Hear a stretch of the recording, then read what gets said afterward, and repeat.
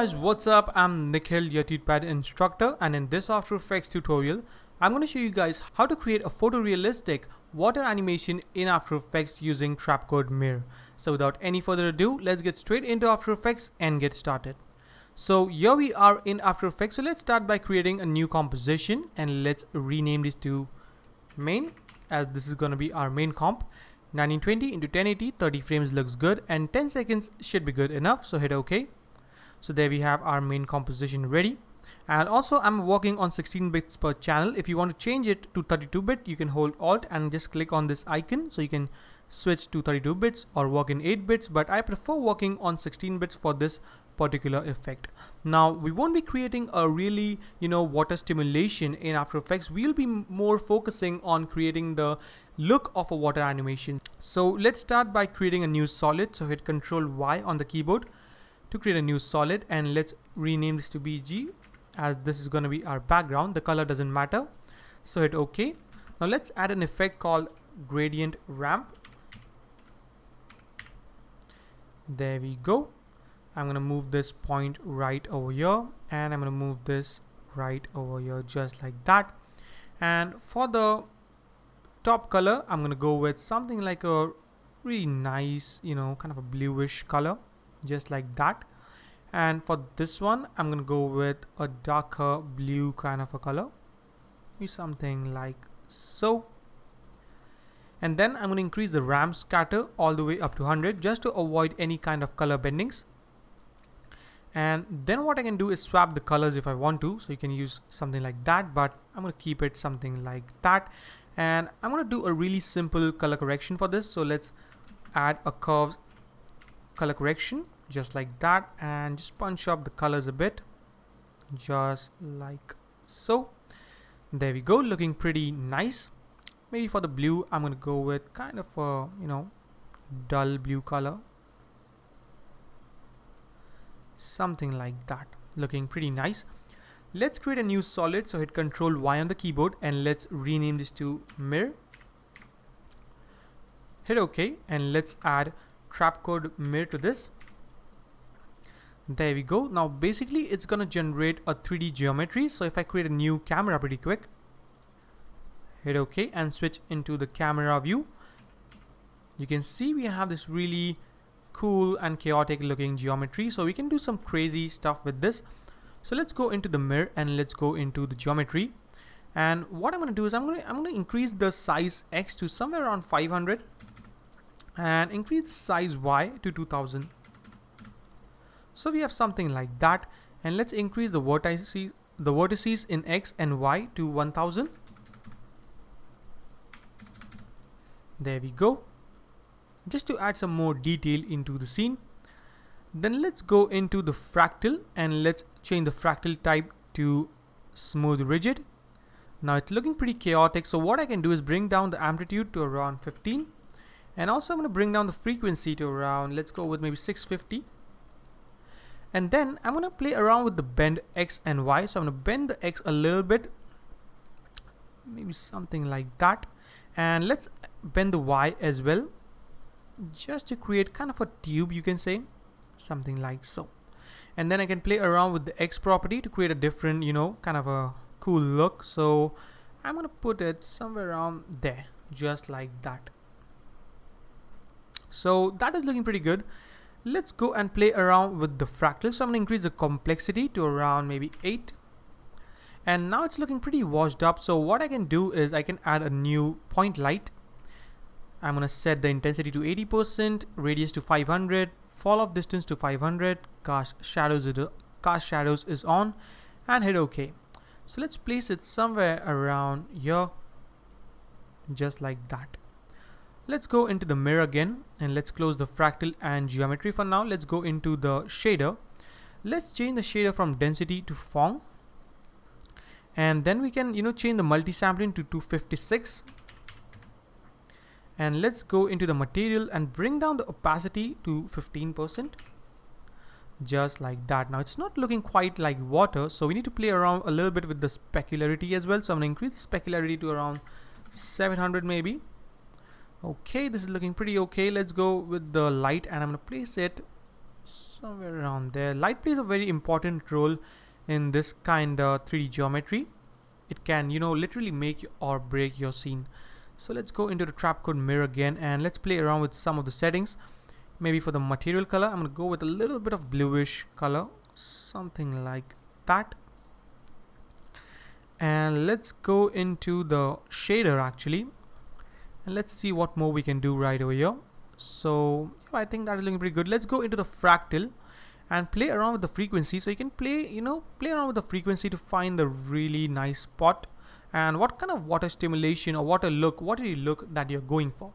So you can play around with the amplitude to create some really, really too much of an effect, but I'm gonna keep it at something like really minimal. So I think maybe I'll go with 14 or something. And you need to play around with the frequency just to find that right amount of effect, something like that. Now to make it look more interesting, what I'm going to do is I'm going to hold Alt and click on the stopwatch of the evolution and add an expression called times into 50. So we have a little bit of evolution for our watery look. So you can see it looking more nice and natural now. Maybe I'll put it somewhere around 40. And also I'm going to add the same expression to the scroll Y as well, because I want the water to be flowing downwards. So let's hold Alt and click on the stopwatch and let's add the expression time into, I'm going to go with something like 100. So if I pretty quickly preview it for you guys, you can see we have this really cool look, but it's not looking still, convincing. So what I'm going to do is let's create a new adjustment layer. And let's rename this to CC for color correction and add a curves adjustment to this pretty quick. And let's punch up the colors a bit.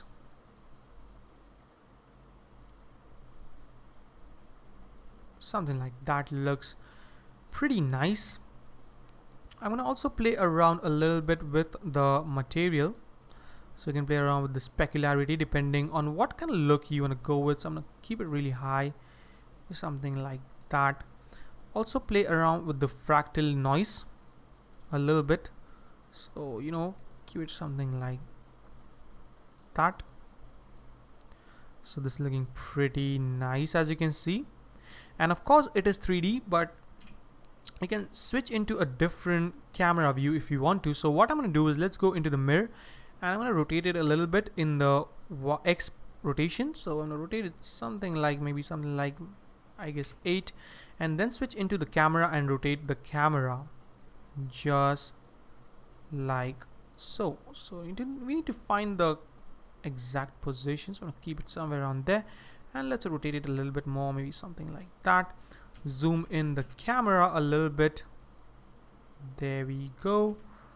And maybe just make it a little bit just like so. So this is looking pretty good. Let's duplicate the light and create one more light. So hit Control D to create a new light and let's place it just somewhere around there. Hit U 2 times and bring down the intensity a little bit. We just need a very minimal kind of a specular light or rim light, you can say, right over here. So now it's looking more like water, as you can see, looking very, very nice.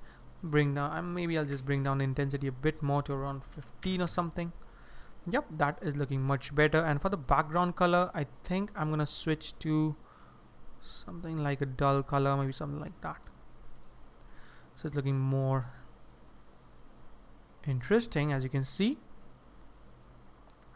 So you can play around with the different number of colors to get a really cool look out of it. So I'm gonna keep it something like blue color, but kind of a dull blue color. So something like so. Pretty interesting. Maybe I'll just drag this point a little bit. So as you can see, it's looking very nice. So if I pretty quickly ramp preview this, so you can see the complete effect. So as you can see, it is looking like water actually, pretty convincing. So you can use this really quick effect for creating some really nice commercial titles, kind of a juicy or watery titles if you are doing some kind of a cold drink advertisement. So it's pretty interesting. You can always go into the mirror and play around with the fractal noise depending on what kind of look you want to go with. So I can bring this really something like that to create a more organic look. As you can see, it's looking pretty interesting. I can also do some really cool camera movements. So I'm gonna zoom in some camera animation. So let's hit C to get into the camera view. Let's go to 2 seconds maybe. Hit B to bring down the position, create a keyframe, go back in time, and let's zoom this really close. You can see it's looking pretty nice. Let's select the keyframes and hit F9 to ease those keyframes. Go into the graph editor, select this point and drag this handle just like so. So now we should have a really interesting zoom out camera animation. Also make sure you're working in the 16 bits per channel just to get the really nice color, and you won't get any color bendings as well. So let's see what we have. As you can see, it's looking very, very nice. I think the scroll Y intensity is a bit too much. So what I can do is hold Alt and click on the stopwatch and add time into, maybe make it 80. So the flow of water is a bit more slow, and I think it's looking pretty good. Yep, I think it's looking very, very interesting and nice, and I hope you learned something new today. So that is a wrap for today, guys. I hope this video was helpful, and I will see you guys in my next video. Till then, take care and thank you so much for watching, guys.